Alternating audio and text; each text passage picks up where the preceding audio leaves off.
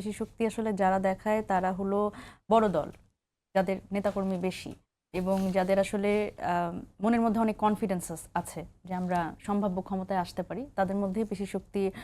পেশি শক্তি প্রয়োগ করবার যে আগ্রহ সেটিও বেশি। কারণ এবং আসলে মানে অনৈতিকভাবে যখন এই কাজগুলো করা যায় এবং সেখানে প্রশাসনের এক ধরনের সাপোর্ট পাওয়া যায়, সেক্ষেত্রে তো আসলে এই কনফিডেন্সটা আরও বেড়ে যায় এবং আমি এই কাজ করলে কোনো অসুবিধা নাই, আমার নেতা আমাকে সাপোর্ট দিবে এবং সেই শেল্টারটা পেলে আসলে এই সিকিউরিটিটা পেলে এই পেশি শক্তির প্রভাব আরও বেশি দেখানো যায়। এবং এই প্রভাবের ফলে যেটা হচ্ছে যে নির্বাচনী যে প্রক্রিয়াটা আমরা সামনে দেখতে যাচ্ছি এবং দেখেন আগামীকাল থেকে কিন্তু আনুষ্ঠানিকভাবে নির্বাচনী প্রচারণা শুরু।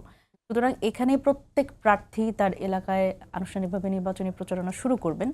এবং এই ক্ষেত্রে আমার মনে হয় যে এই আগামীকাল থেকে এই জায়গাটাতে যদি আসলে সত্যিকার অর্থে মনোযোগ না দেওয়া যায়, এটা কিন্তু খুব বড় একটা আকার ধারণ করবে। দেখেন এখন আমরা শুনছি যে ভোট কেন্দ্রে নাকি আর্মি প্রবেশ করতে পারবেন না এবং এই জায়গাতে তো আসলে খুব বড় একটা থ্রেট, এটাও আমি মনে করছি। কারণ যাদের আসলে যেই দলগুলোর নেতাকর্মী অনেক বেশি এবং পেশি শক্তির প্রভাব যদি তারা আসলে ভোট কেন্দ্রেও দেখাতে চান,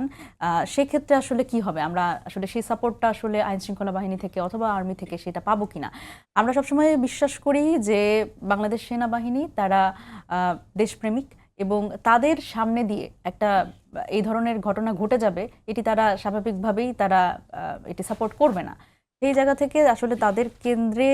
কেন্দ্রের বাইরে রাখা এটাও একটা মানে কোন আসলে পরিকল্পনার অংশ, এটিও এই প্রশ্নটি আমার মাঝে মাঝে মনে আসে।